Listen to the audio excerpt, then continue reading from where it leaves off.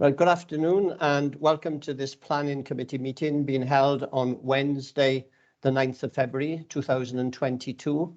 This meeting is being held remotely via Microsoft Teams due to restrictions in relation to COVID-19. This meeting will be recorded and made available to view via the Council's website, except for discussions involving confidential or exempt items.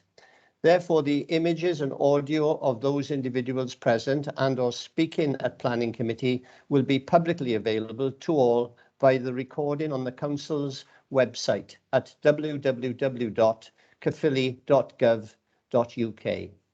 Due to restrictions in COVID-19, Planning Committee site meetings have been suspended and this meeting will not be open to the press and general public. However, interested parties may make a request to attend remotely and speak in regard of any item on this agenda. Votes for this meeting will be taken by Microsoft Forms, and when a vote is required, the form will appear, and then members will be asked to click on yes, no, abstain, and then click on submit vote. Could I ask members, first of all, to switch off their cameras and their microphones unless they are invited to speak. I'll now carry out a roll call for attendance. Please can you announce yourself as present when I call out your name. Starting with Councillor Adams. Present, Chair. Councillor Aldworth. Present, Chair. Councillor Andrews. Present, Chair. Councillor John Bevan has submitted an apology. Councillor Davis. Present. Thank you. Councillor Dix. Present, Chair. Thank you. Councillor Fussell. About. Thank you. Councillor Goff. I understand that he may be delayed. Councillor Harding. Present, Chair. Thank you. Councillor Higgs has submitted an apology. Councillor Hussey. Present. Councillor Miles. Present. Thank you. Councillor Ridgewell. Here, Chair. Thank you. Councillor Simmons. Evening, Chair. Present. Thank you. And Councillor John Taylor. I know he's Present, here. Chair. Thank you, John. And myself. So that's 2 apologies and possibly 1 delay with Councillor Goff. So we are quorate. So thank you for confirming your attendance. Please can I remind attendees that if they lose connection during the meeting, please make every attempt to reconnect. However, the meeting will continue as long as the meeting is quorate. Committee services are on hand and we'll be able to assist you to reconnect if necessary. We've received apologies from Councillor Bevan, which is agenda item 1, apologies for absence, and Councillor Higgs. And as I just mentioned, we're expecting Councillor Goff to arrive maybe a little later in the meeting. Can I move to agenda item 2, which is declarations of interest? Councillors and officers are reminded of their personal responsibility to declare any personal and or prejudicial interest in respect of any item of business on this agenda in accordance with the Local Government Act 2000, the Council's Constitution and the Code of Conduct for both councillors and officers. Can I ask you to put your hands up if you have a declaration to make?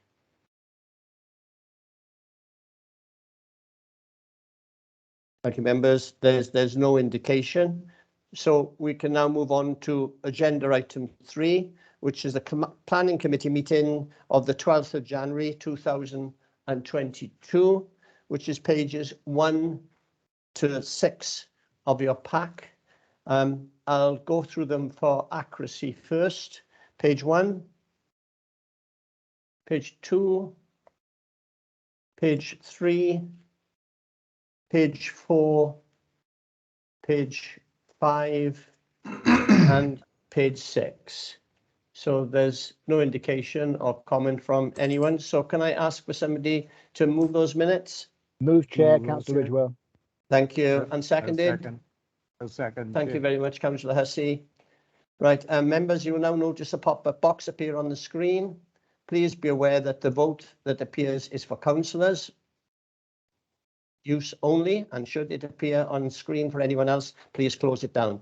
Members, please click on yes, no, or abstain, followed by the submit vote, and then click done when finished.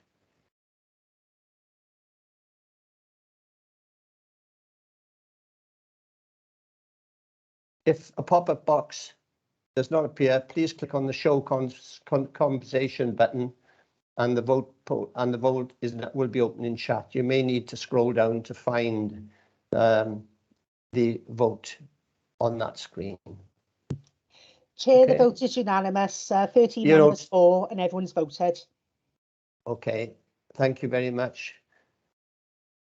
And the minutes are therefore carried. So we'll move on to agenda item 4. Agenda item 4 is application number 21/0922/LA, and it's at Ysgol Cymraeg Bro Alta, and the case officer is Anthony Pine, and it's pages 7 to 24 of your notes. Can I ask Anthony Pine? Thank you, Anthony. Could you make the presentation? Thank you, Chair. Good evening, everyone. I will just attempt to share my screen,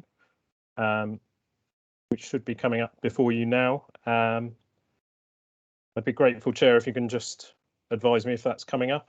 Yes, it's there. Thank you, Is Anthony. my cursor That's visible as well. visible If as you well? move it about, Okay. yes. lovely?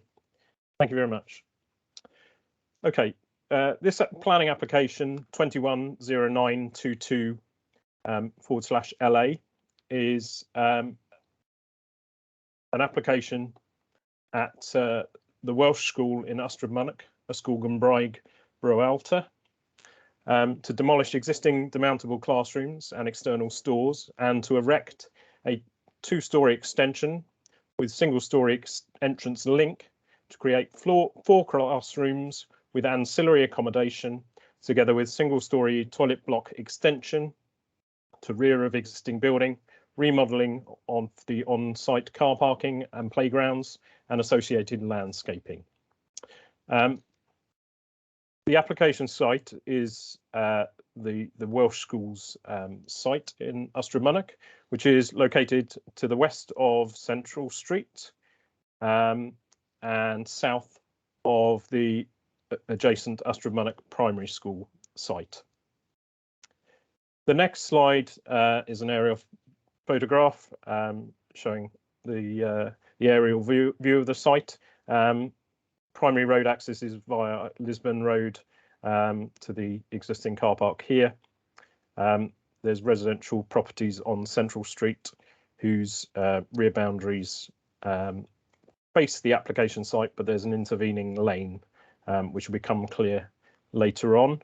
There's also community facilities to the south and further flatted development, Lisbon Court, on the opposite side of the road.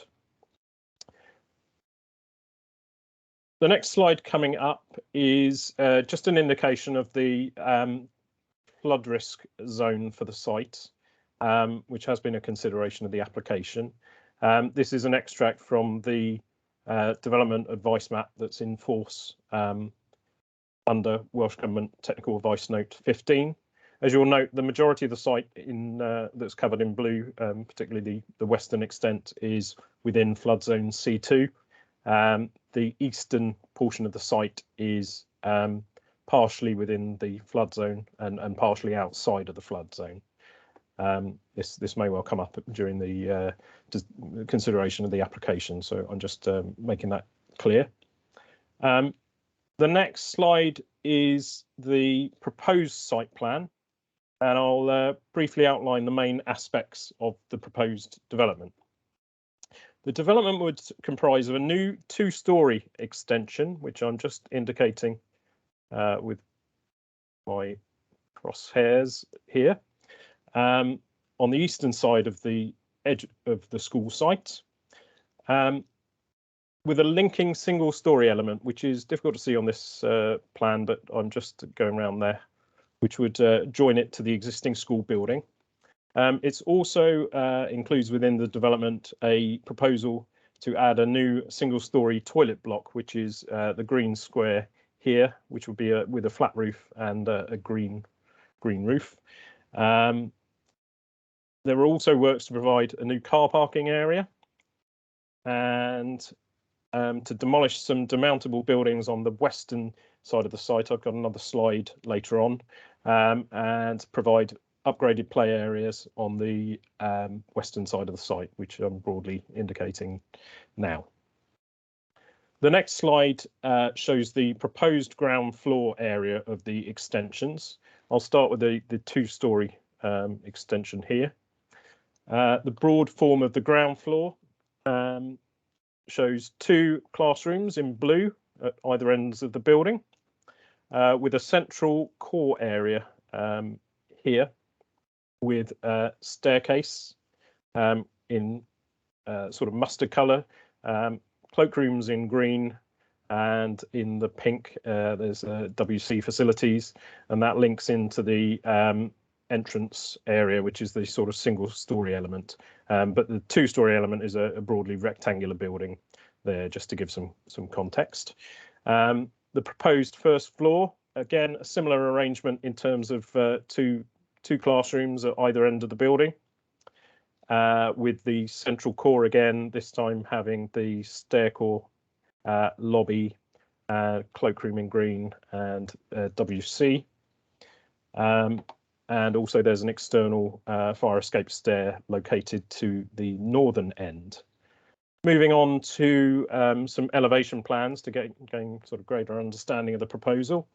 Here you can see the existing school building, the new linking element, and then the proposed two-storey extension here. This is the front elevation facing south. There are areas of timber effect cladding on this elevation, glazing with infill panels, and detailing of a coated metal cladding, which is used more extensively on other elevations on the building, which I'll come on to. Moving on to the next slide, this is the rear of the building. Again, the two-storey extension here. As you can see on this elevation, the lower portions of the two-storey extension are proposed to have a sort of red facing brickwork, and the upper portions of the building are in a metal standing seam cladding. The side elevations that I'll come on to show this in further detail again. Also, just to pick up, this is the toilet block as previously referred to in brick with the flat roof. The next slide shows the side elevation of the building, again with the lower portion in brickwork, the upper portion in the standing seam cladding, which wraps onto the roof. This is the east facing elevation, so this is adjacent to the lane, with the rear amenity area of properties on Central Street beyond this lane. I will be showing some street view images and photographs, but that's just to make you aware this is the elevation. Just to let members be aware, during the consideration of the application, some design alterations were agreed, and windows with adjacent coloured panels that you can see in orange there were introduced on this element, primarily to add interest to the side elevation and to break it up, because it does have a relatively long length at just below 25 metres. But for members to be aware, the windows are proposed to be obscurely glazed and have restricted opening of 10 centimetres limited, to prevent overlooking being introduced to the properties and their rear amenity spaces on Central Street that are beyond the lane. The next slide is just the other side elevation. So this is facing west into the school site, and also at the bottom has detail of that toilet block. It does have a flat roof. That's the hip you can see behind it is an existing portion of the school building. The applicant has also provided some 3D visualizations to provide members with an indication of the building's appearance and form, and they're pretty self-explanatory, but just provide a bit more of a projection of and visualization of the two-storey element and the linking element there, also picking up the external fire escape on the back, and a visualisation of the type of envisaged playground improvements on the western side of the site, and indeed the car parking area, and the visualisations for members. Okay, so in respect to the impact of the proposed building on the amenity of neighbours, the following slides are helpful in explaining the context of the development, in particular the two-storey extension. As I think I've mentioned, adjacent to the two-storey extension is a lane that runs from Lisbon Road, continues up past the application site and beyond. In fact, the primary school up to Lewis Street, with the properties on Central Street having their rear amenity spaces on the opposite side of that lane, and then obviously their rear elevations facing the application site. The cross sections, in terms of the topography, the application site here is at a slightly lower level than the rear lane, and the general topography of the area rises from south to north. Members may be familiar with the primary school, English language primary school being at a higher level than the Welsh school. But the applicant has submitted some cross sections to demonstrate the sort of impact of the building, particularly in mind of the residents in Central Street. So just to run through, because of the topography rising, the applicant has given 3 cross sections at various points on the lane. So this is cross section 3. So this is at the southern end near the front of the building, which you can see with the arrow and the line of the cross section. So here you can see the two-storey extension there, the land rising slightly to the lane, and then these are the amenity areas of the properties on Central Street. The properties on Central Street being terrace dwellings, but have additions to some of the properties on the rear elevations. These vary, including single-storey and two-storey elements. In seeking to demonstrate the acceptability of the proposal, the applicant has provided a consideration of the 25-degree rule. So this is a rule of thumb where you take a 25-degree line from the rear elevation of the nearest windows of existing properties and project that line. It's quite faint, so I will trace it with my crosshairs. So this is the 25-degree line here, and as I'm tracing up, this is where the line is showing here. And this has been done on each of the elevations, which I'll show you. The 25-degree rule is normally taken from the center point of the window on the closest elevation. It's actually been drawn to the ground, which in effect gives a worst case scenario because it could have been drawn slightly higher. But this is section 3. Just moving on, this is sort of the midpoint of the building there, and the midpoint of the lane. Again, the line has been drawn and clearly exceeds the ridge height of the building there. Moving on to the northern, the highest sort of part of the lane. Again, the 25-degree line there is not striking the building. So in terms of impact on light from existing windows in the residential properties, there's an indication that it wouldn't have an unacceptable impact in terms of light there.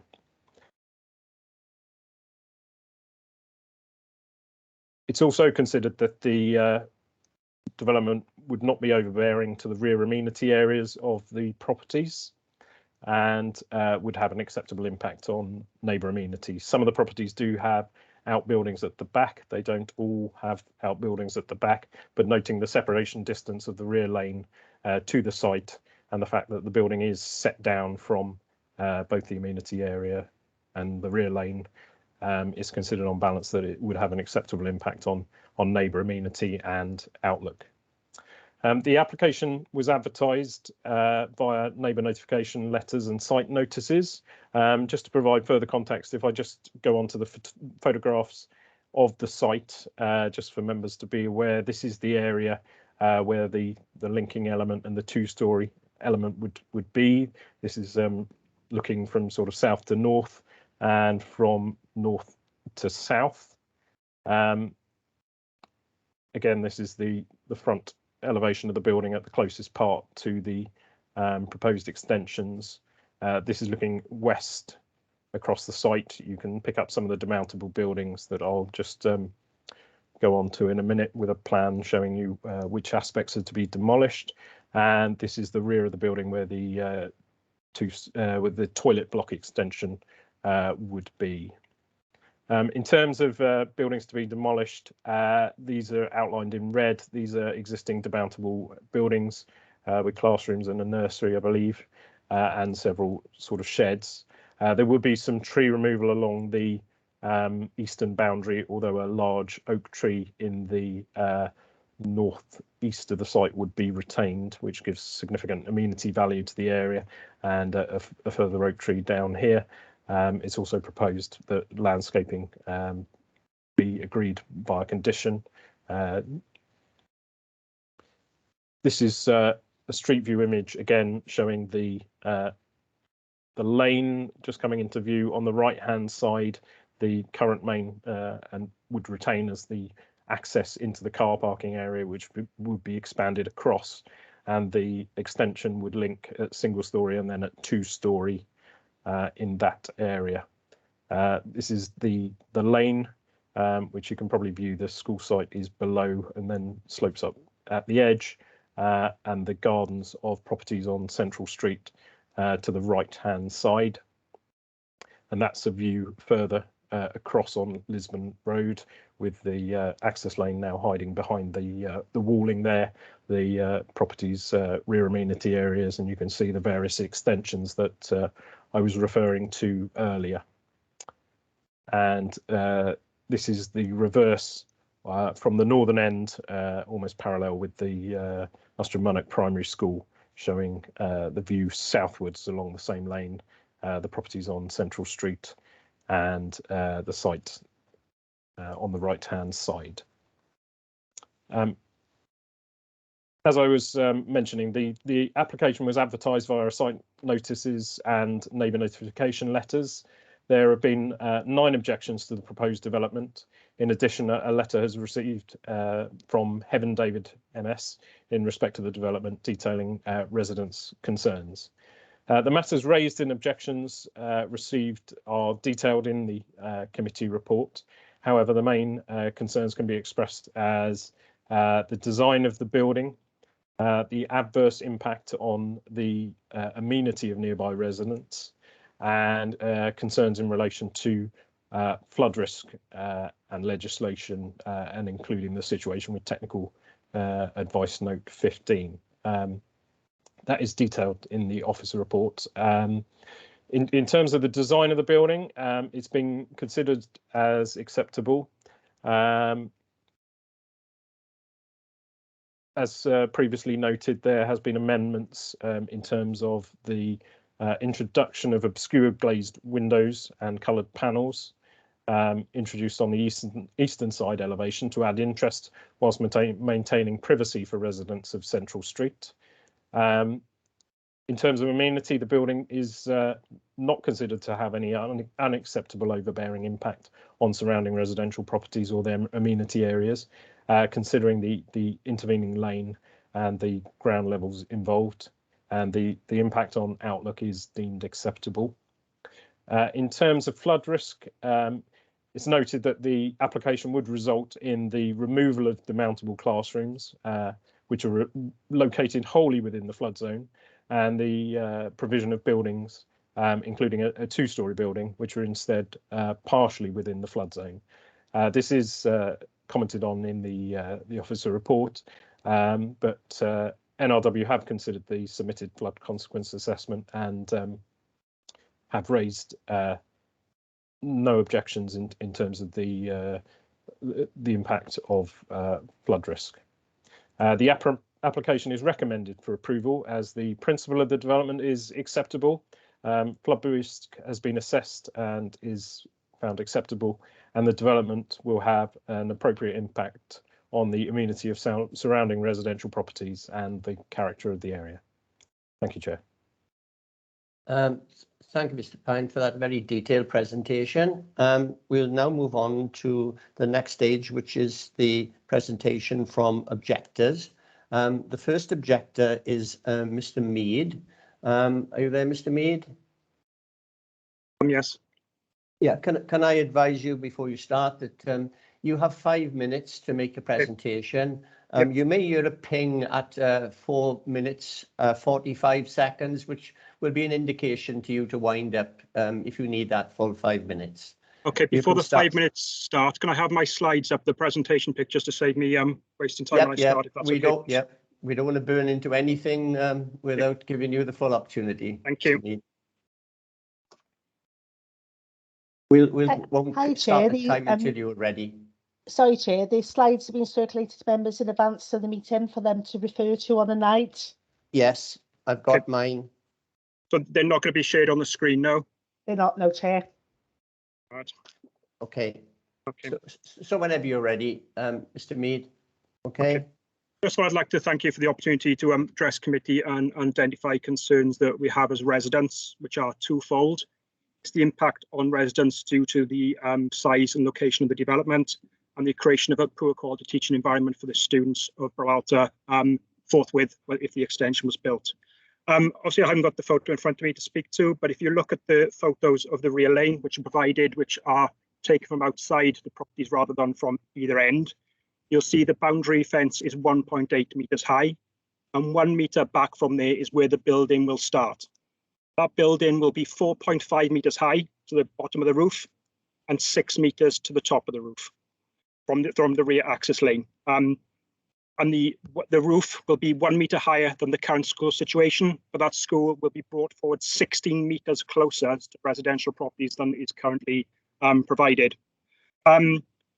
The provision of windows, we as residents commented on that the teaching environment being created for pupils would have no windows and lights to the upper floors, and the lower floor, because it's set down, will have no natural light. Those windows seem to be added as an afterthought on terms of how you could create a better teaching environment for the pupils. And those windows now, even though they are obscured, will have an impact on the enjoyment of residents' lives. And if you look at one of the photos, they're taken from one of the rear gardens. You can see the tree, which would be the one end of the extension, and the oak tree, which will be the northern element. And that area there where light comes through would be completely obscured by the building that's being proposed. There should be 21 meters between windows, habitable facade for residential properties, and what's being proposed here does not comply with that situation. There have been appeal situations and inspectors have identified that even though windows are obscured, they do affect residents' enjoyment of their residential gardens and would have an overbearing impact. The development's been described to you as a contemporary design. If you look at the one elevation from Lisbon Road with the wooden frontage, that may be the case. The elevation facing residents on Central Street is akin to an industrial building with red brick at the bottom and clay and metal cladding, very much akin to Soon Oaks Leisure Centre in Astramanach or an industrial building. It's not contemporary, it's rather oppressive in the way it's been designed, and those windows, again, would affect residents' perceived nature of being overlooked, even though they are obscured and can only be open by 10 centimetres. The other plan that's on there actually shows, which hopefully you've seen, shows the location of the sewer on the current school on the western elevation. And the distance from the current school building to the edge of the demountables where that sewer line crosses is 15 metres. Proposed extension being proposed here is 8 metres wide. And therefore, it would be possible to replace this extension on the western elevation of the school, where the school would like the elevation. They've told us that's where they prefer it, because now you're going to have junior classrooms on the eastern elevation and juniors on the other element of the existing school, and pupils having to cross through the infants and junior element. So the school also would prefer the application site or development to be located on the western edge. If it's located on the western edge, it would allow full range of windows on both elevations, and also roof lights to let light in. And the way it's located there is where the sun comes round. So it would be much more beneficial from the program perspective and would provide a much better teaching environment for pupils and would not impact on residents to the same extent as what's being proposed. The proposal does not take into account future requirements from the replacement LDP, which you're in the process of going through in terms of pupil numbers. And what's being proposed here could stymie any future expansion opportunities and could be a waste of public resources, which would be against the requirements of the Future Generations Act. Therefore, we ask as residents, we ask you to refuse the application. You're in control of this application as the landowner and the applicant, and ask the council's education department to go back to the drawing board to create a better quality teaching environment for the pupils of Brawalta that doesn't impact on the residents and the overbearing impact this application will have, which is only 1 metre away from the boundary fence and will be, as I mentioned, 6 metres higher than the current school and 16 metres closer than the current situation. Thank you. Thank you very much, Mr. Mead. You are within your time. Thank you very much. We now move on to the second objector, who is Councillor Martin James. I wonder, Mr. Mead, if you could now switch your camera off. Thank you very much. Mr. Martin James, Councillor Martin James, you okay? Yes. You know the rules with our planning committees in terms of presentations. You're allowed 5 minutes, Martin. You'll hear a ping at 4:45, and I'd wind up then if you would. Okay, your time is yours. I'll go to my microwave. If it Okay, rings. there we are, Martin. Okay, I'm not well, timing you for those. Okay. Yeah, well, thank you very much, and thank you for meeting me in a week, Councillor. Very nice. I think Mr. Mead has covered a lot of the issues about the impact. I think if you go back to look at the width of the lane is only just 2.5 metres. So from the boundary wall of these residents, it's going to be less than 3.5 metres to the building itself. Apart from the height of it, there's no other, on this site itself, there is no other two-storey development. I noticed the planning officer alluded to Ystrad Primary. That is a completely different site, and it doesn't actually overlook anything because the houses on Lewis Street are a good 15 feet higher than what, you won't see it because you haven't got a photo, but the houses there are 15 feet higher than what the school is. So there's no impact on residents, plus it's a lot further away. Now, a couple of things I'd like to pick up, which I'm going to ask you if you would kindly to consider not allowing planning, is first of all, we've looked at that, we know it's on a floodplain. Now, and we know that Natural Resources Wales have made a statement, but I'm led to believe from my inquiries, they are not aware that and they haven't mentioned it, that the Boys Club, which has got over 220 young children going to it 4 nights a week, has been flooded 7 times in 4 years from the water off this site. And they get anything from 3 inches to 5 inches of water, depending on the rain. Now, when I brought this up today, I was told by an engineer, well, there's gullies in the bottom, but quite clearly the gullies are not working because water goes over the top, down a drop of 3 feet, and then into the Boys and Girls Club. And the other thing is, the drains there cannot take the amount of water that comes off that area. So to take away, now, the other thing I'd like to look at is what Natural Resources Wales have said as well. They said they would like an environmental impact assessment on the ecology basis of the bats. Now, it is said that there's 1 bat there. Well, bats don't roost on their own.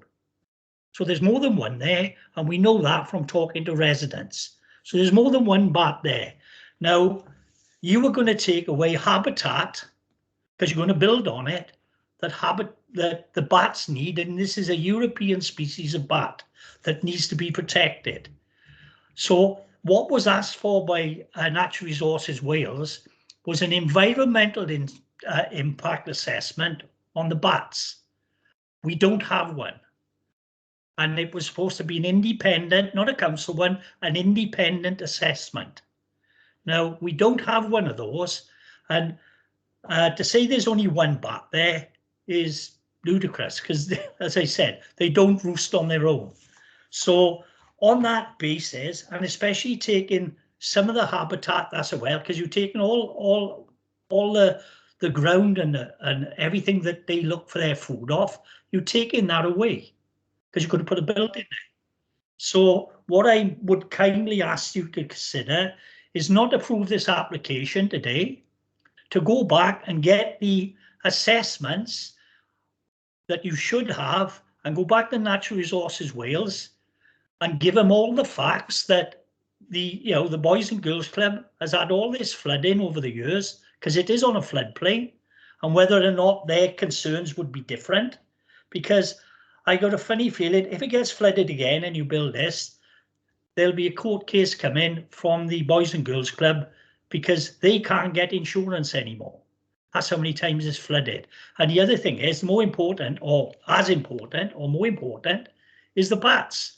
We have not got any ecological assessment or anything I can read, independent assessment on how we look at these bats.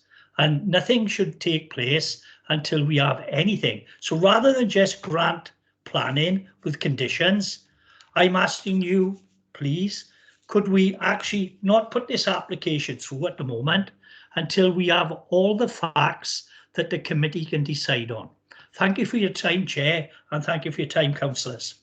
Thank you, Councillor James. Spot on 5 minutes. Well done. Right. We can now move on to the debate. If there's any members now that would like to ask questions relative to this application, please put your hands up now. I see one hand up. That's Councillor Dix and then Councillor Mike Davis. Councillor Dix first. Thank you, Chair. Yeah, just on the looking at the drawings and the 3D pictures as well, and just listening to Councillor for the area. What is can you tell me the finished height of the building in comparison to the existing building and the school? It looks like the ridge is higher in the new build. And if it is, by how much? Mr. Pine. Yes, thank you. It is higher. I believe it goes up to around 9 meters to the ridge height. And that is a metre or so higher than the existing school building. However, as I tried to sort of indicate in the slides, the ground level to the lane steps up as well. So there is a degree of mitigation in that natural ground level is rising to the east, to the lane and to the properties. Okay, just on another point with the flooding issues there, are you aware of the historical flooding issues around that area which the council just pointed out? It is, as I hopefully explained and showed a slide within the presentation, it is known that there is the flood risk designation on the land. We took the specialist advice of Natural Resources Wales as the specialist body who have considered the flood consequence assessment and have raised no objections given the finished floor level of the building and considerations against the relevant technical advice note 15 on flood risk and development. Okay, just one question, if I could indulge me. Is the flood, the drainage now on this new building planned, is that going into the existing drainage systems that have been there for donkey's years? Yeah, it's going to the existing drainage systems. Yeah, and would that overload those systems that are currently look like they've got problems there now at the moment?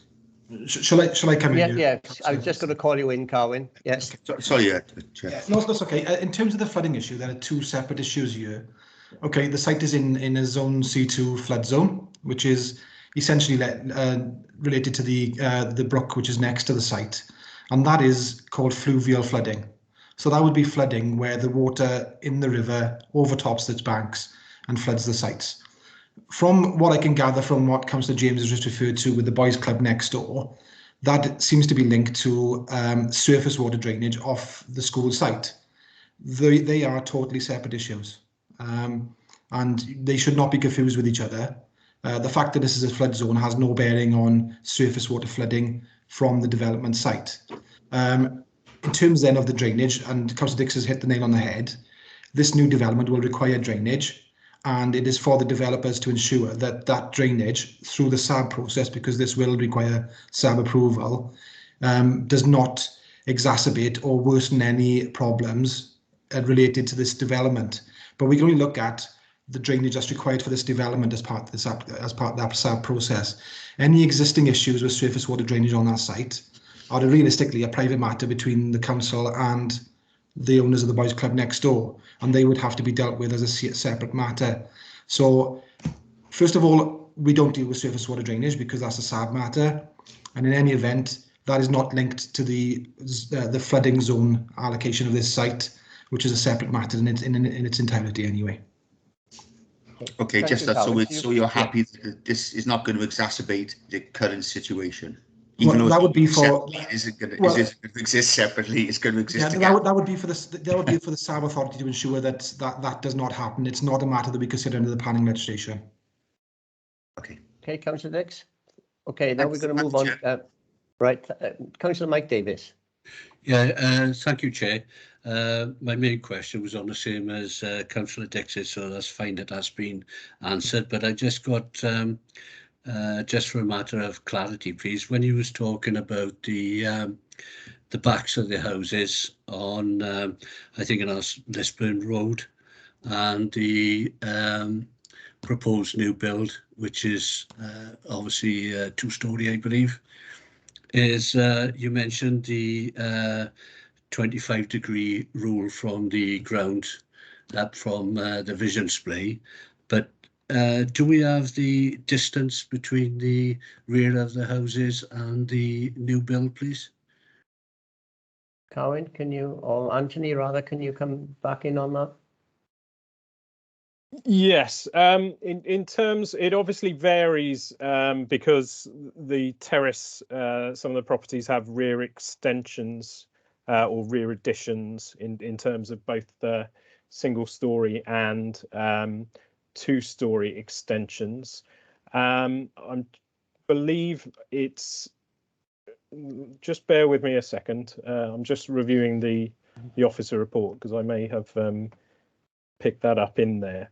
Yeah, they'll be separated from the existing rear-facing windows in the properties in these attachments, the rear projections being the closest part, by distances greater than 15 metres. So it would vary dependent on the particular terrace property and what rear extension, but that's the sort of minimum distance between that and the new building. There was a point raised in terms of 21 metres by the objector. That is a rule of thumb for clear glazed windows, where you have a window to window separation distance for reasons of privacy.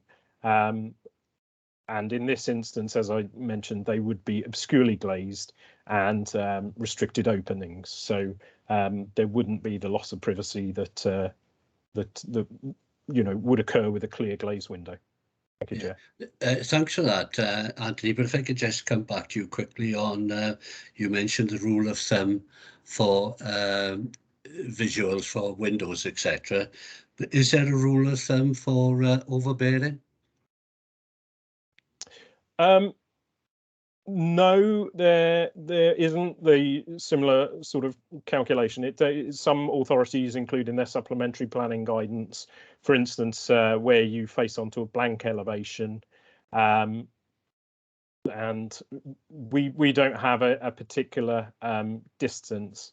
They generally sort of 12 to 14 metres in terms of distance from windows is normally across the board considered acceptable. So in this instance, and that's from a habitable room window. So in this instance, it does sort of broadly comply with the accepted sort of distances from a window to a elevation of a building. Could you come on as well, Carwyn? I think you're indicating. Yes, sorry, Chair. And Anthony may well have answered the question, and he's right. We don't have SPG, which refers to this type of development, but our householder development SPG refers to this sort of scenario where you have the rear of a property which faces onto the pine end or the blank pine end of a dwelling behind it, and a minimum distance of 10 metres is given in that regard. You know, as Anthony's pointed out, the minimum distance here is 15 metres. So we're well beyond the guidance which would relate to householder development. Whilst that isn't strictly applicable in this instance, it is a useful sort of gauge as to what could be considered to be acceptable. But again, you know, I would refer to the site sections that Anthony has provided to you. That rule of thumb of the 25 degrees, again, is not set out in our SPG, but it is a useful rule of thumb that's used extensively by inspectors in particular. And those lines coming from the back of those properties, which show a worst case scenario as well, because they're from ground level and not at a height of 1.5 metres from ground level, clearly show that that line is well above the ridge line of the proposed extension. And we have to have regard for that in our interpretation or our assessment of the application. And clearly, we would have difficulty suggesting that this has an overbearing impact on the rear of the properties in Central Street. I mean, I would also refer to one of the photographs presented by the objector, taken from the rear of one of the properties, looking as if it's adjacent to the rear extension, which shows the roof of the existing school building, and shows that what to me is an acceptable relationship, and the proposed building would not be significantly higher than that. And again, I would suggest that that would be a more than acceptable relationship in planning terms, and that is the sort of consideration we have to have in determining this application, really. Thank you, Carwyn. Did you want to come back on that, Mike Davis? No, that's well explained. You're happy with that? Okay. Yeah. I've now got a number of speakers lined up. Councillor Mike Adams, then Councillor James Fussell, and then Councillor Brenda Miles. So it's Councillor Adams first. Thank you, Chair. Referring back to Councillor James's comments regarding almost ignoring NRW guidelines. Earlier in the report that I'm looking at now, it says, was an EIA considered? And the answer was no. And I'm sure that's referring back then to Natural Resources Wales comments. And they are saying that NRW confirms that European Protected Species Licence is unlikely to be required. Now, unlikely doesn't mean no. So that's one of the things there. And they, in that same paragraph, they go on to talk about the flood risk confirmed site is partially within the zone C2, as we've had confirmed. So again, with NRW guidance, and we've had explanation of Carwyn generally about that. But when the back licence unlikely to be required, how specific did we go into looking on the unlikely nature of that requirement? Would somebody like to come back and give an explanation? Yeah, sorry, Chair. Thank you. The applicant did submit an ecological report. Now, they've actually termed it with the acronym EIA, but it's Ecological Impact Assessment rather than Environmental Impact Assessment. But in effect, I understand it was a survey for bats, which I think included flight surveys, that did highlight a day roost for a solo pipistrelle on the site. But my recollection of reading that was that it was going to be unaffected by the build, and that Natural Resources Wales, in their response, have advised us to include that EIA document, the Ecological Impact Assessment document, on the approved plans condition, which we've done so. So the recommendations of that report are carried out.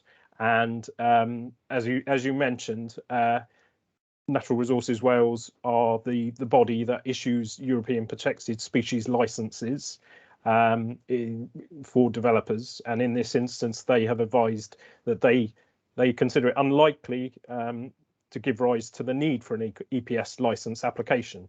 It is because bats and their nature are, fairly timid and secretive creatures. It's unlikely that they would ever put in writing that they would never foresee a circumstance where a new EPS license is definitely not required. So they've given a pretty strong steer that they're happy with this situation regarding bats.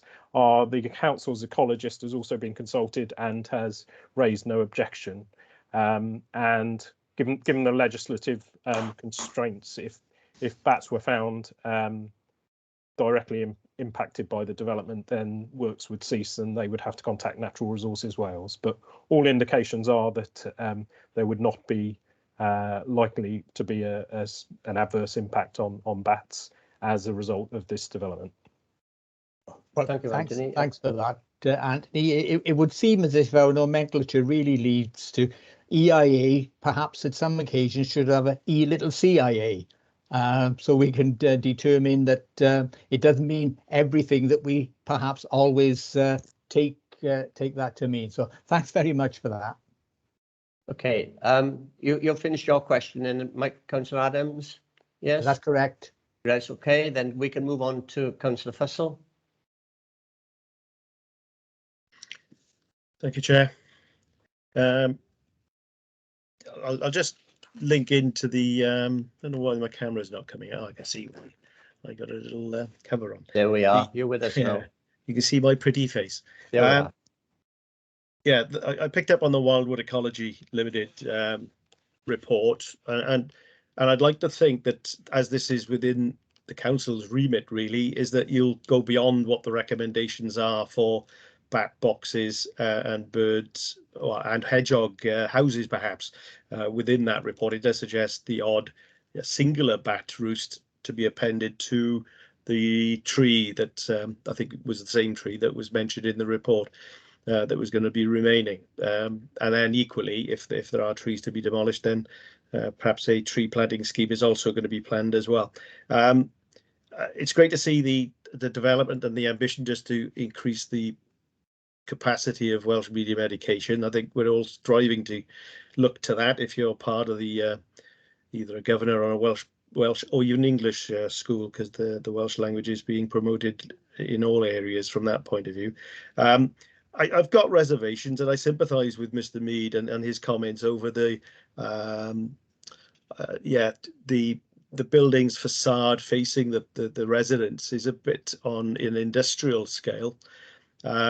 Combining the upper elevation solely, which links virtually into the roof in a similar continuous colour of that metallic item. I'm just half thinking that could we it is our application in all effect, and I know you're working to a client's submission of this application, but a recommendation to go back to change that facade rather than having a metal gunmetal sort of facade on it, but perhaps going to a wooden clad effect if you're not going to brick it up. And I think that might be something to soften those edges leading on to the residents adjoining. That was my main concern. I had the other question I was going to ask about the height. It's not 6 meters higher than the actual school, so I appreciate that. But in terms of what I can see, it's a positive development, but I think it could do with some work on, and particularly with that facade facing the residents. And I don't know if the officers can come back to me both on the ecological element as to whether we can add more facilities for the bats and nesting birds as well as hedgehog boxes, but also more importantly the facade, and is there a possibility of reviewing that, even if we do pass this tonight? Is it possible to be reviewed with a more sympathetic facade? Thank you, Chair. Can officers come back on that at all? I mean, there is a condition for the agreement of construction of the details for the external surfaces of the development. I think the type of changes Councillor Fussell was indicated probably go beyond what could be agreed in terms of the remit of that condition, because it may result in changes to the actual sort of form and pitch possibly. But the detailed agreement of the finish certainly is under our control.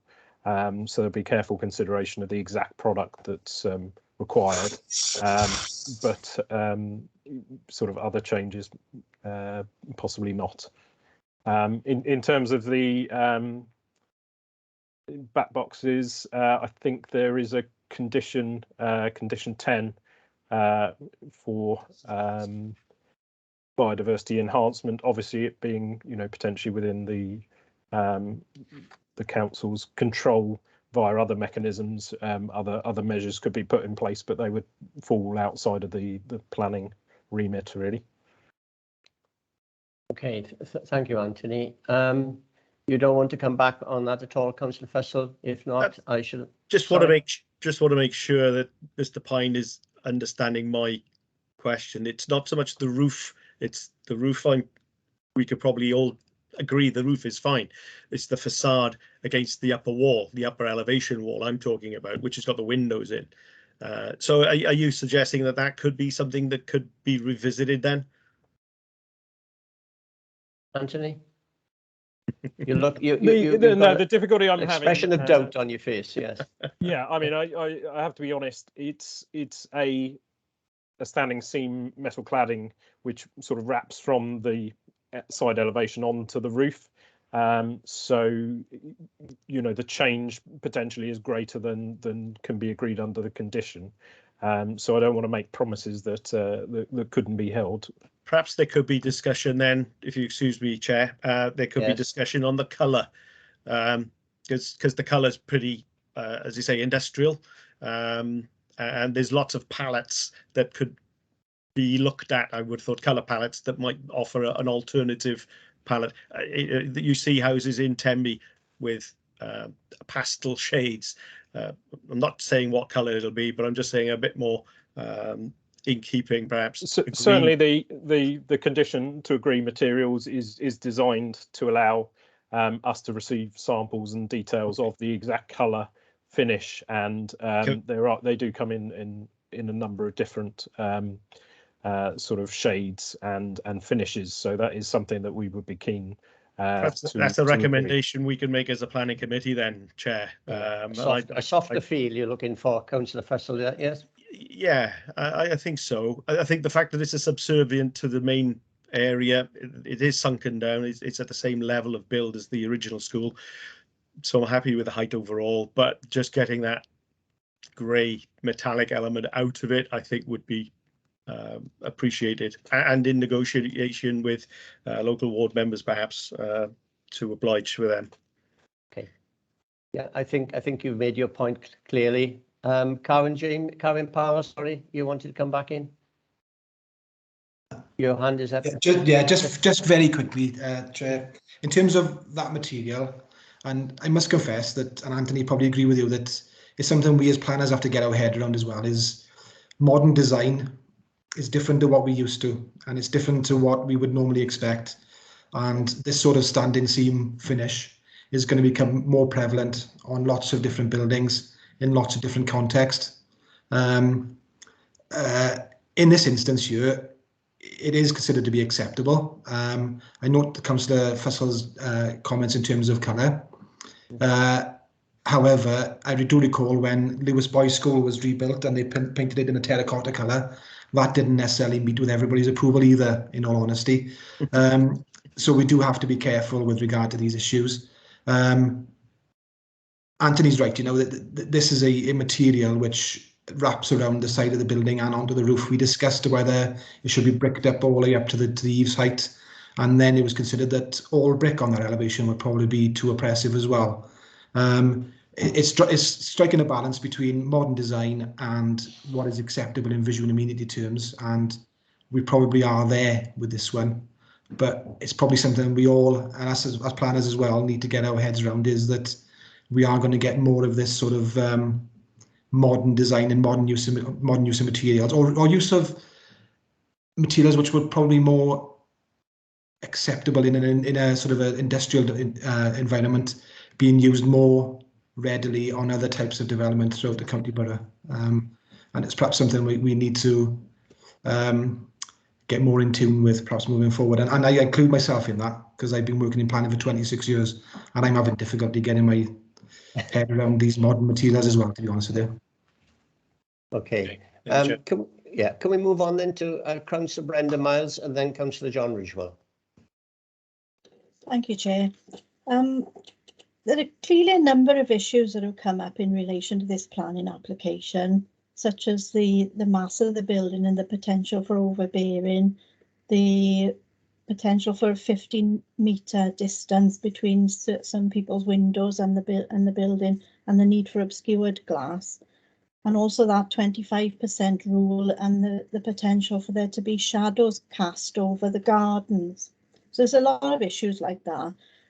My question then is, at any point during the planning process, were there any discussions had with colleagues in education about developing the western side of the site, where the classrooms are being demolished, rather than the eastern side of the site, which is something that Mr. Mead alluded to?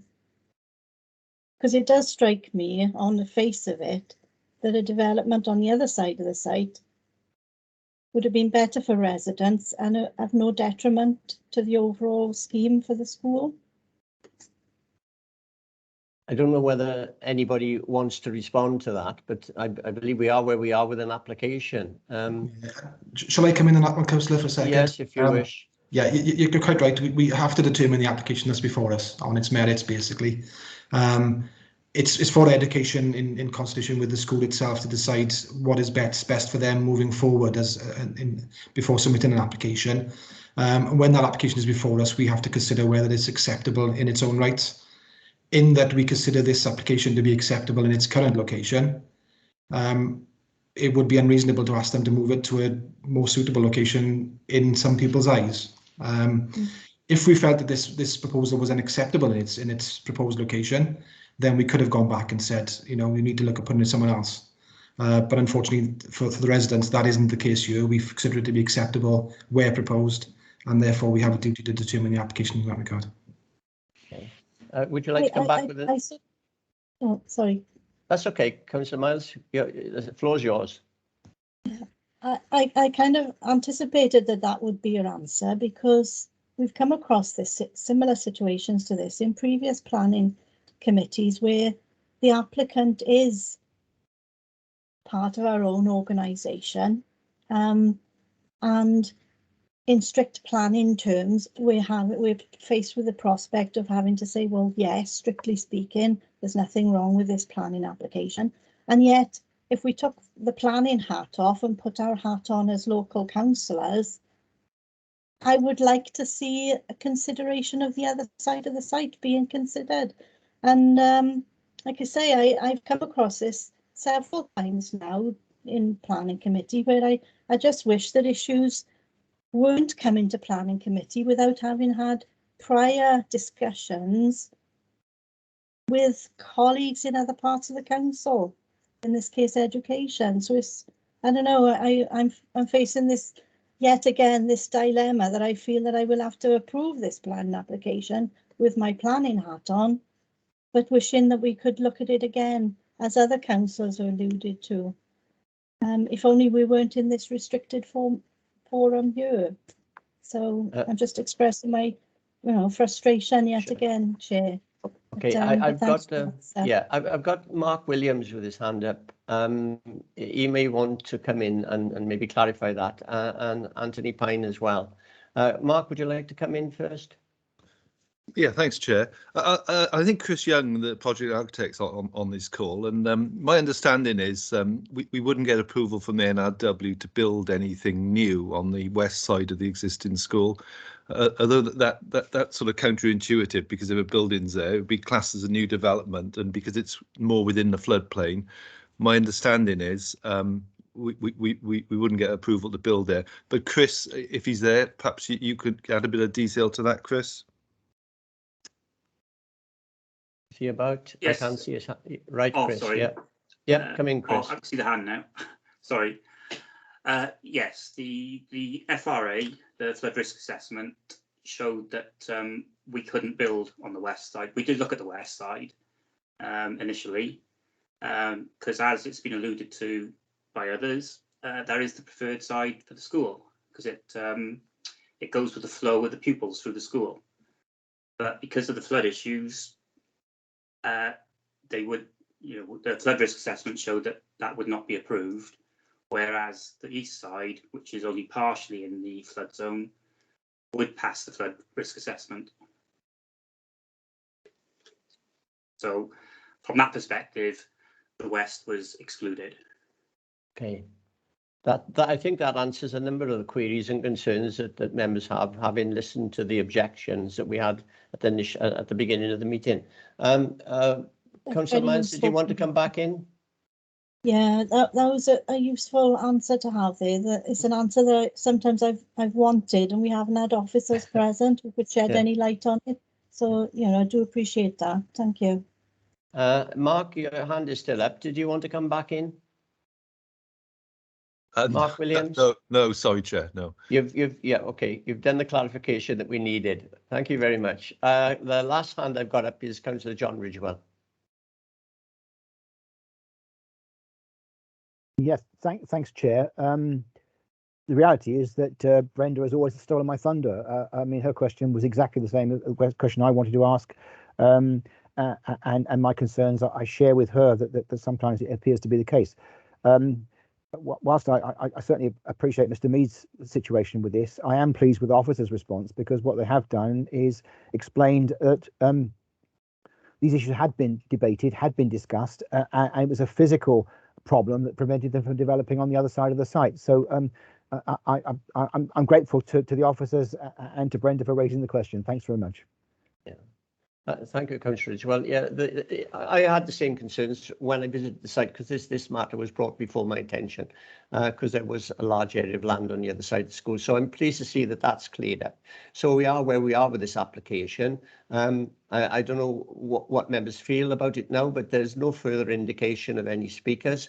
I'm just wondering whether we can get a recommendation from the floor. The recommendation from the officers is that permission be granted subject to conditions. Would a member like to move that? Happy to move the recommendation, Chair. Thank you, Councillor Ridgewell. Is it seconded? Seconded, Chair. Liz Aldworth. Thank you, Councillor Aldworth. So it's been moved and seconded. So we'll put this to the vote. Can we have the voting slip up, please?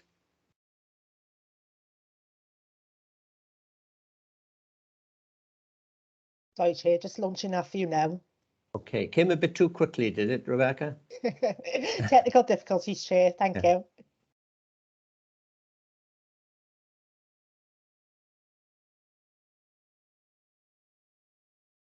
So the voting slip is before us. We have the mover and the seconder. There's been no amendment.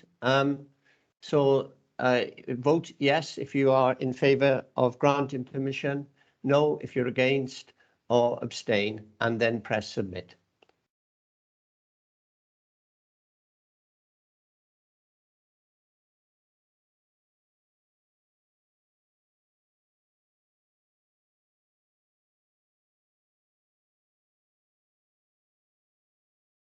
Chair, I'm just going to check that vote a second to make sure everything is in order. You just give me a moment. Thank you.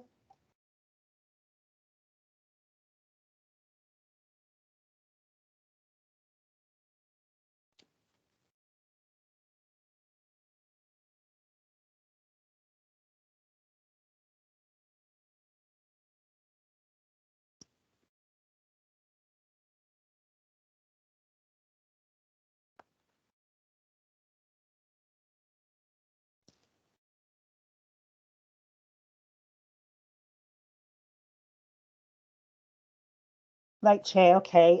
You got 14 votes. If you could disregard the one vote that's on there, Chair. Sorry, just reading through. If you could disregard the 1 no vote, Chair, because it looks like an extra person has voted. I'll just get those results for you now. Okay.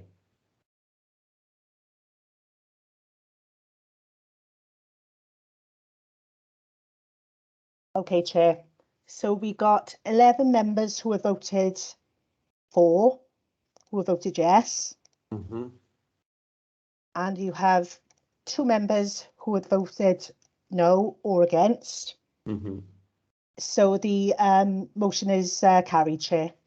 Right, so the application has been granted. Thank you very much, Rebecca. So now we can move on to agenda item 5, which is application number 21/1058, which is a change of use. It's at 53 Sir Ivers Road, Pontland Fryth.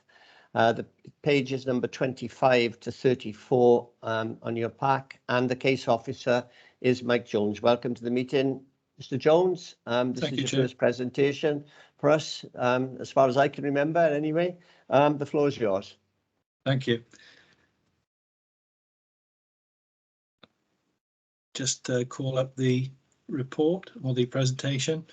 Can you see that, Chair? Yes, thank you. Thank you. And can you see the cursor? Yes, I can. Thank you, Chair.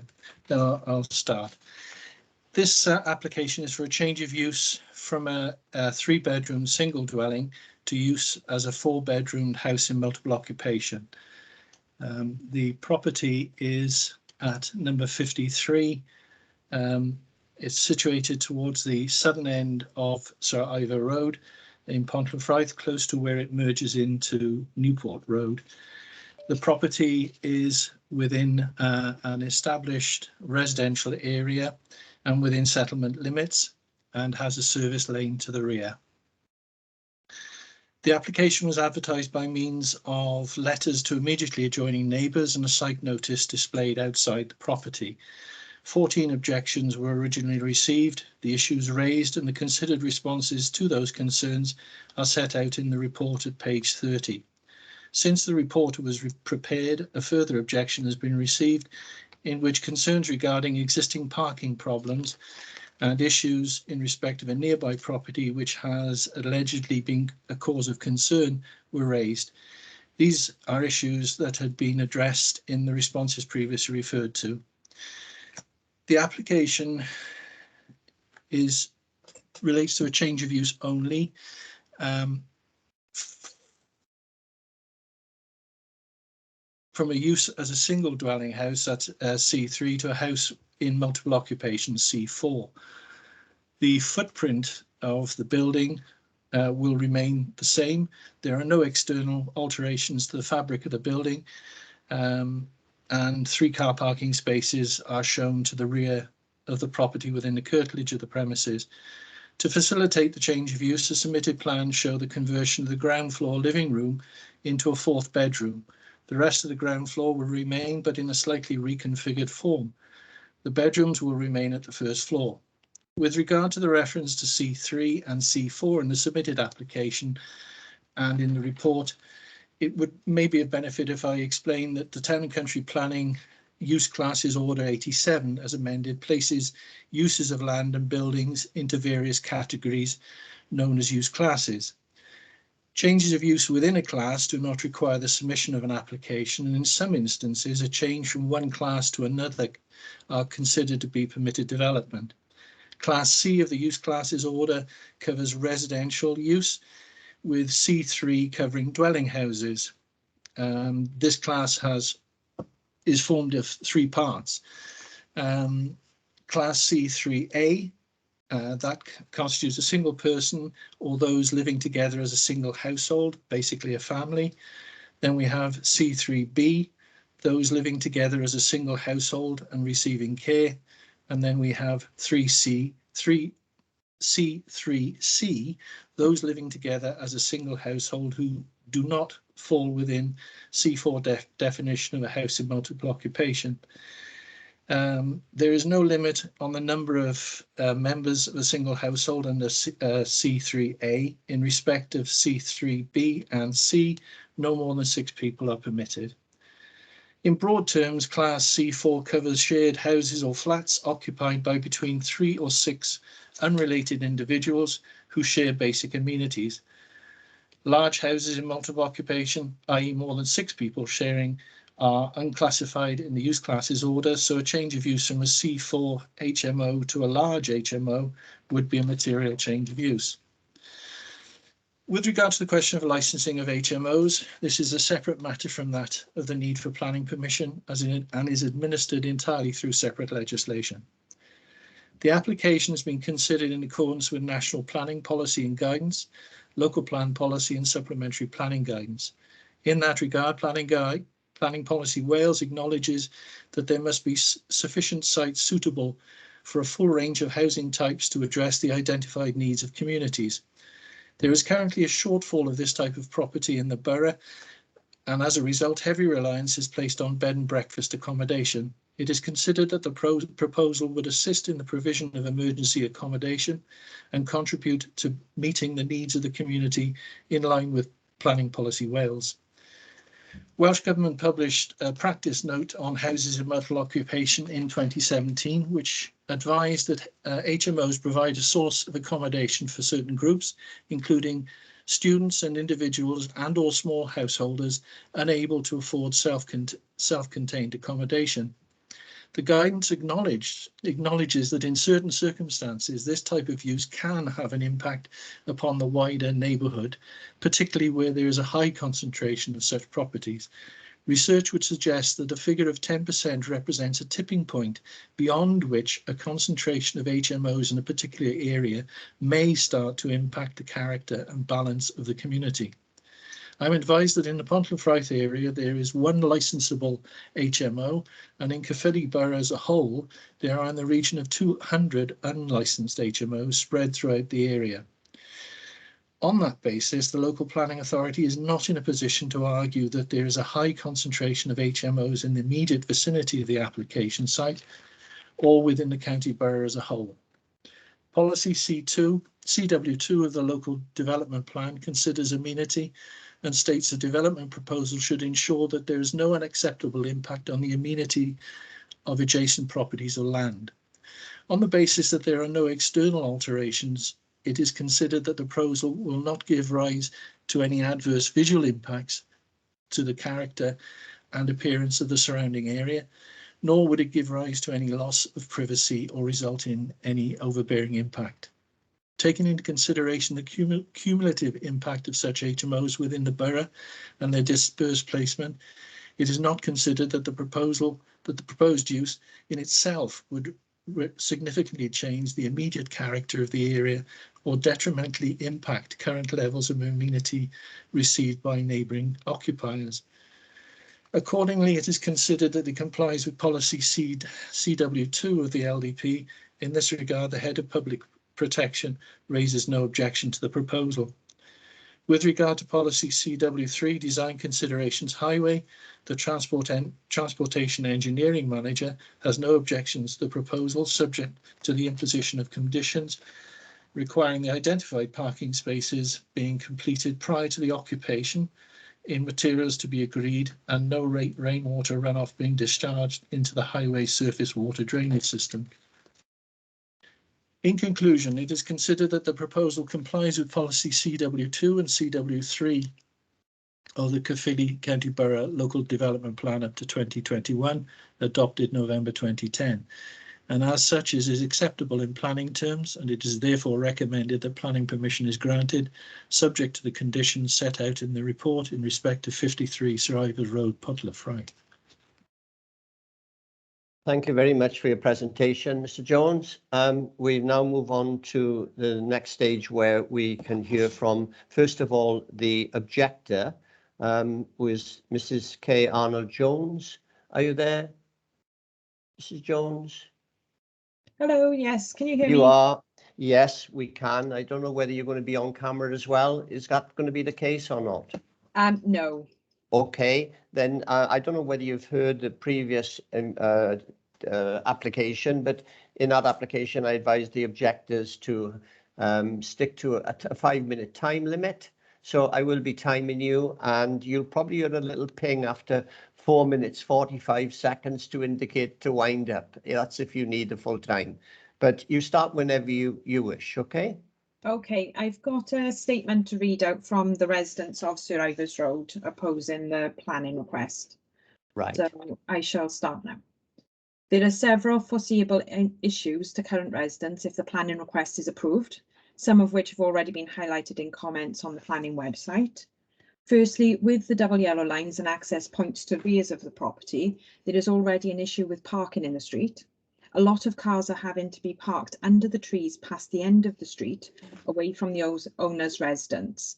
There has been a number of criminal damage and theft incidents at this point, and having an extra minimum 2 cars potentially needing to be parked on the street will not help this already victimising situation. We mentioned 2 cars as we are aware that the rear of property has a drive for up to 2 small cars, not 3 as previously stated by Michael Jones. This is providing it is single occupancy per room. If that is not the case, it would be an even greater issue. Secondly, looking at the layout of these properties and the planning application, there is a very serious concern regarding health and hygiene of both the potential tenants and that of neighbouring residents. A toilet facility in a single bathroom is not sufficient for the needs of 4 grown adults. There have been issues in the past with previous tenants at the property urinating out of the rear bedroom windows due to the bathroom being occupied. Another concern is possible antisocial behaviour. Number 51 is elderly residents with health issues, bedridden, unable to leave her home. The last thing they want is to have building and construction noise next door causing disruption and impact on their health and well-being. Furthermore, this would not be appreciated from the other side of number 53 either. There is also already 2 unofficial HMOs out of 22 houses on the street, causing disruption with complaints already made to property managers and the police. We understand that there is an argument can be made against, we understand that there can be an argument made for isolated incidents, but these incidents are happening in this street. There are also reports of issues with a recent approved HMO on the high street. This does not paint a good picture for HMOs, and we as residents feel that we should not be subjected to this kind of antisocial and personally infringing behaviour. We've also had issues over the last 20 months with another HMO located directly behind the street leading to Gelligoes Road, the property named Keith. This property houses multiple young occupants with different difficulties. This plan approval was completed without the local residents' knowledge, and we only received the information when police were called due to antisocial behaviour. Specifically, foods, clothing, rocks, etc. being thrown over the garden fence into the neighbouring properties' gardens. There has also been criminal damage caused to vehicles, which are recorded with Gwent Police also. There has also been incidents of these residents roaming the local streets shouting abuse and obscenities, and also some elderly residents have been subjected to aggressive behaviour. Another incident was a resident being physically assaulted in her own garden, with the staff not making any effort to defuse the situation. Also, with all of the affordable housing recently built and in development or planning, is there actually a need for another HMO in a small terrace street in a little village of Pontlanfraith? Sir Ivers Road is starting to feel like a dumping ground. The residents of Sir Ivers Road feel that approving this planning application will be unethical and immoral considering the current and recent issues already being apparent. We strongly urge the councillors to take this statement into consideration, as well as our thoughts and feelings on our mental and physical health and well-being. Approving this application will exacerbate the unnecessary and unjust amount of stress and anxiety already caused to the residents of Sir Ivers Road. Thank you very much for your presentation. Mr. Jones, have you the time to speak? Thank you very much. Thank you very much. Right, we'll now move on to the applicant, Mr. Evans, who wants to speak obviously in favour of the proposal. Mr. Evans, are you there? I am, yes, Chair. I think you've been to the planning meeting before, so I think you know the way in which the presentations are made and the time that they're allowed. It's 5 minutes for your presentation. Thank you very much. Yeah, I won't take that long. I'll just read a brief speech out, if that's okay. That's fine. You can start whenever you wish, Mr. Evans. Thank you. Good evening, everybody. My name is Duncan Evans, and I am the founder of the company D2 Propco Limited. D2 was set up 5 years ago to meet the demands and the needs of temporary accommodation. D2 Propco operates in 7 councils in the South Wales area, looking after 45 temporary accommodation units. D2 looks after a total of 56 young people over 12 houses for Cardiff and Newport City Council. The young people who will be living in this home are known to us, and they are Caerphilly children, and only Caerphilly children will be placed in this house.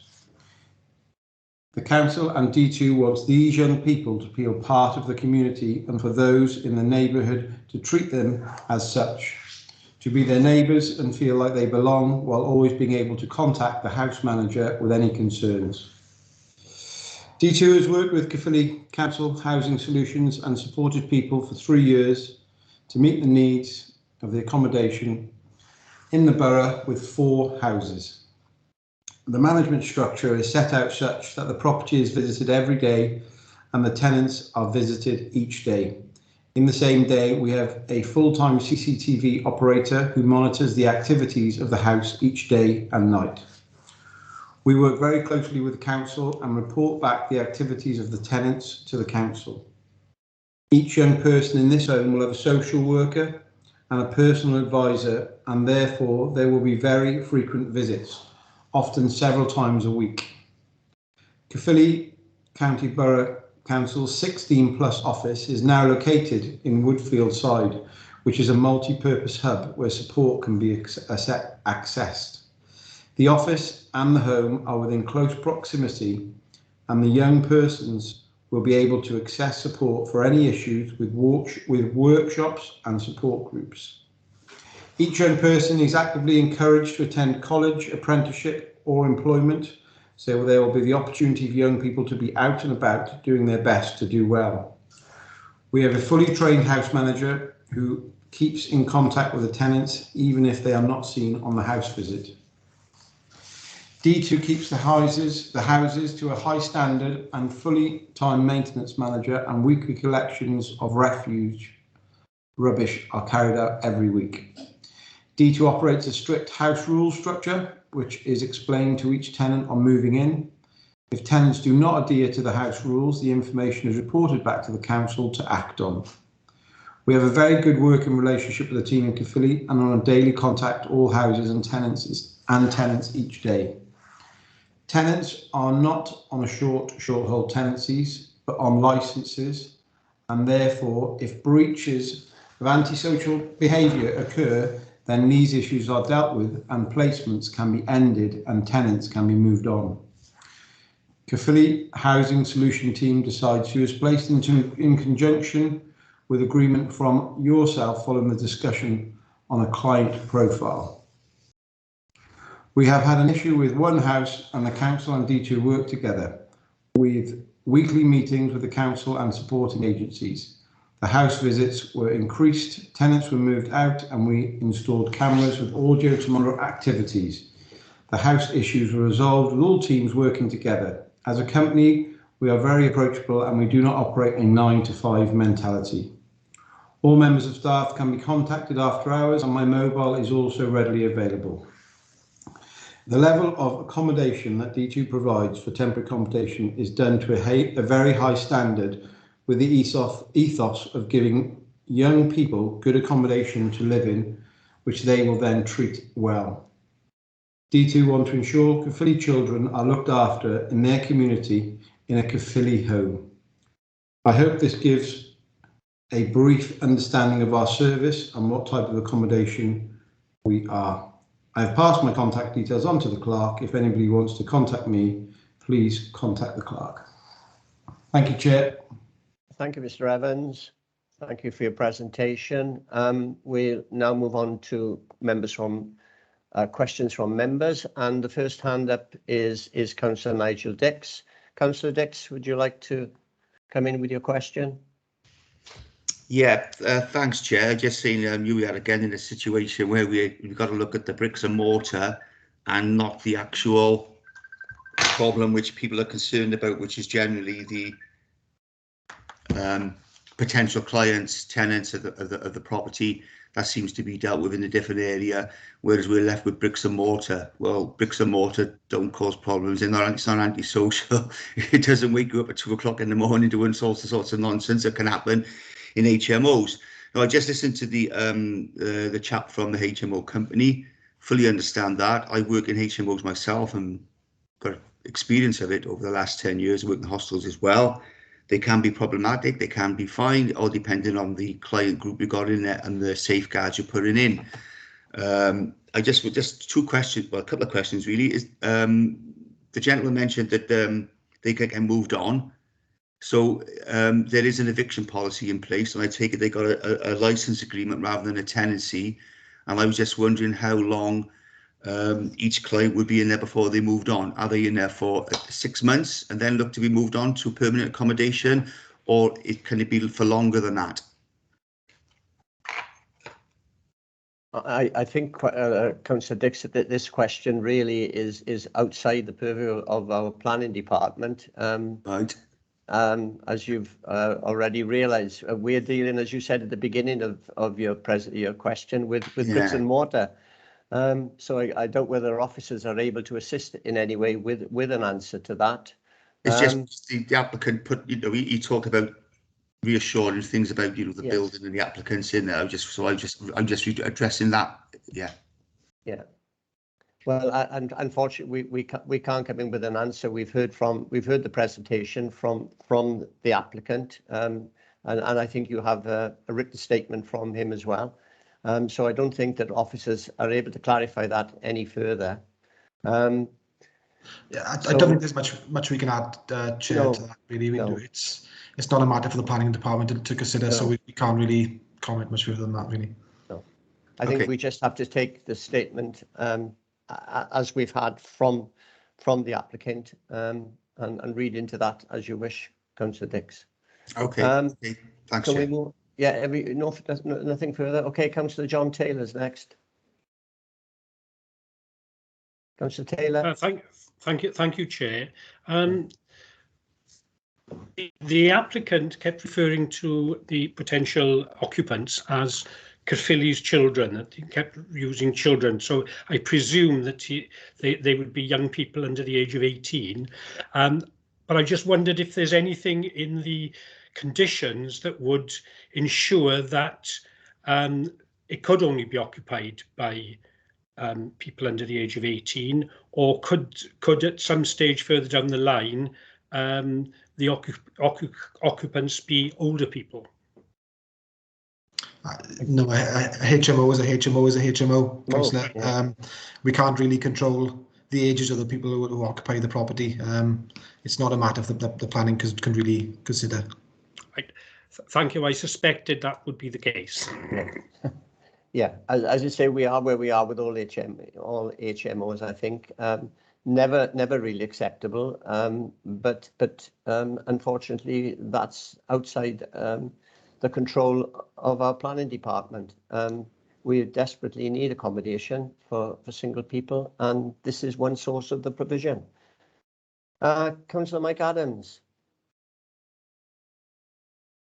Thank you, Chair. I will say to everybody who doesn't know me listening in to the recording of this, I am one of the Pontefraith councillors, and I actually visited the site today to have a wander around, just to renew my knowledge of this particular area and this property externally, of course. The one photograph that we're showing at the back could at a pinch have 3 small cars with some work being done on it, but Mr. Jones is correct. If there was parking there, it would be comfortable for just 2 cars. But when we were reading the submission by Mr. Evans about children, he kept saying, I think he also mentioned, and I believe it to be 16 and above. Whether it would ever be refused for people over 18 is a moot concern. But one of the things that we heard from Mrs. Jones about the feelings of the people of Sir Ivor Road is, of course, that they are aware of other problems that are going on from, as they deem it to be, young people generally. And they seem to put the blame on unlicensed HMOs. And that is a problem, because all over the country, too many people have been buying out property that they can then offer homes to via their local authorities, have some money for it, and then walk away and forget about what's happening around there. Drop 2 I can't remember the full name of it, are outlining to us that this wouldn't be the case with the occupants that they would put in there that have been referred by the council from our social services department, our housing people, and they would be vetted in the first instance. And there are plenty of measures available to them to make sure that they are being overseen, run properly, and if there are any problems reported, hopefully dealt with very quickly. So I know we've recently done one of these in Van Road in Caerphilly, which I think was partly as a result of the issues in one house that Mr. Evans had told us at that planning meeting a few months ago. I hope things have been sorted out. I don't know whether that one particularly is yet being occupied after all of the renovations that were needed. Really, if we are willing to look at the fact that these are our own young people, not from outside, from perhaps not the immediate community, but very close to us. And we do recognize, I think all of us do, that we need to make sure that children over 16 who, for whatever reason, are now not living at their own family home, and they can be very, very, very widespread, we know, I'm sure, that I don't think we really should have any bother in saying we can allow this one to happen with this organisation, with the backing of Caerphilly County Borough Council, social services, housing teams, all working together. It should be the way that we can show Sir Ivor Road and every other road that if we get it right, when we get it right, we can all look at people in this group as our neighbours, like all the neighbours that we don't get on with very often. So I will be proposing that this is something that we can take a pretty good chance on, that it won't be adding to the problems already being outlined to us from Mrs. Jones's submission earlier. Thank you, Chair. Thank you. We are wandering away a bit from the consideration that we should be given to this application, really, in planning terms. But Lisa, I see that you have your hand up. Lisa Cooper probably wanted to mention the situation with the car parking. Yeah. Would you come in, Lisa? Just wanted to clarify, really, that the applicant submitted scale plans for the original application. I don't think it appeared on Mike's presentation, but it was clearly shown, and I've also measured out the scale plan.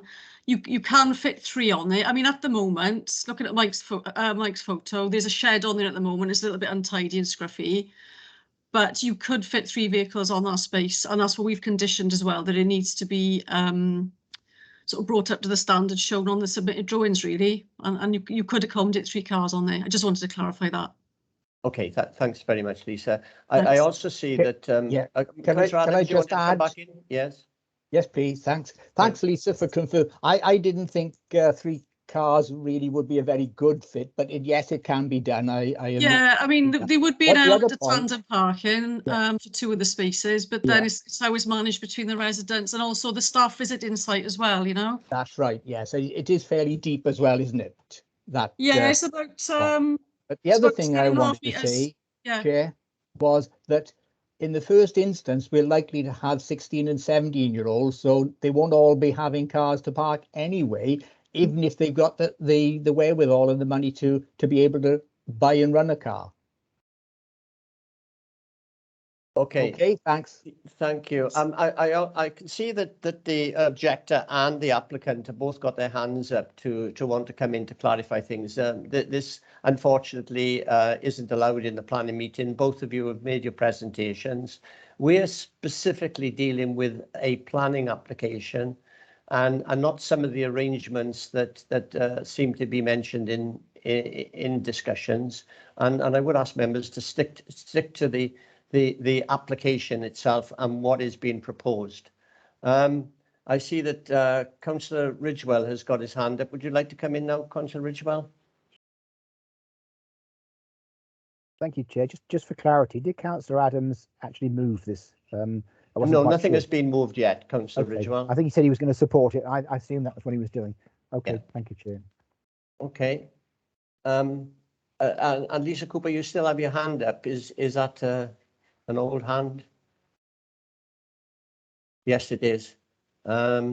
Right, we've got no further indication from members, so can we have a recommendation? The recommendation from officers is that permission be granted, subject to conditions contained within the report. Would somebody move that? Chair, I was going to ask a question before we got to this point. Or we haven't got to any point yet, Councillor Adams, because nobody's moved anything.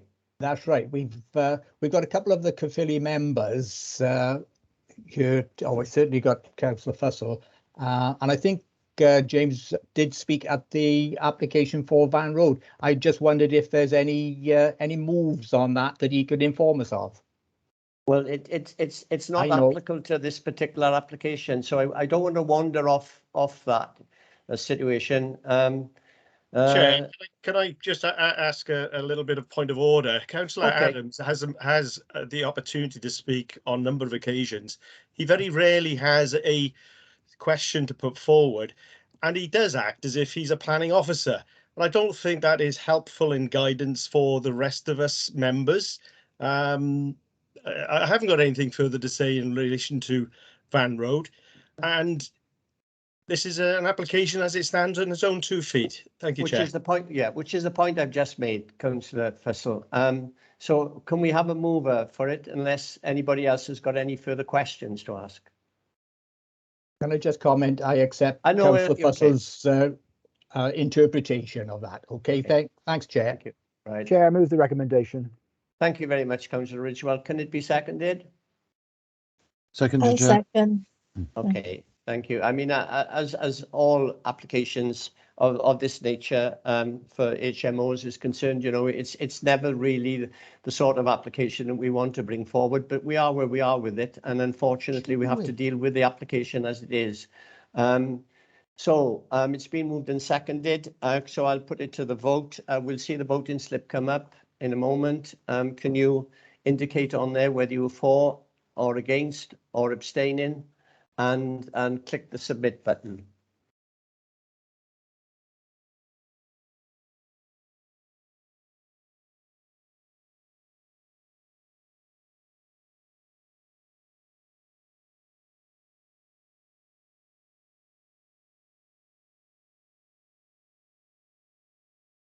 Chair, I'm just going to quickly check that vote to make sure that it's all in order and that everyone's voted. Just give me a moment, please.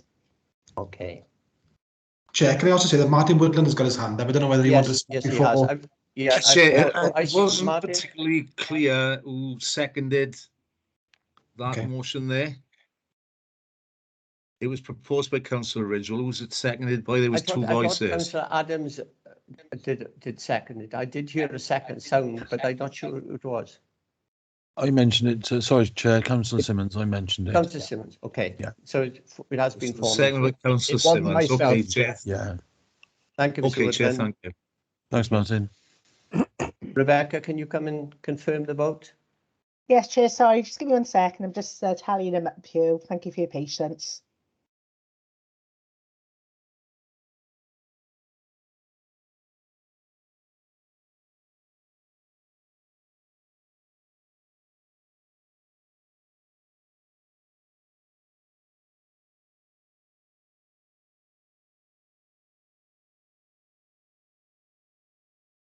Right, thank you for waiting, Chair. The vote is in order. So that's 11 for, 0 against and 2 abstentions. So the recommendation is carried, Chair. Thank you. That concludes the planning business for this evening, members. But before we close the meeting, I would like to mention to you that I understand that Mr. Martin Woodland will shortly be retiring, and this is his last meeting of planning, where he has provided us with a tremendous amount of help and professional advice. I would like to thank him for that, and to wish him, as I'm sure all members of the planning committee would, a very long and happy retirement. And we hope that you have enjoyed your stay with us. I understand it's been for about 2 years or so, and all the best for the future, Martin. Yes, thank you, Chair. I'd like to thank all members and officers at Caerphilly County Borough Council for their time that I've spent with them. I must admit I've enjoyed the experience, and if it hadn't been for a recent spell of severe ill health, I would have liked to stay a lot longer.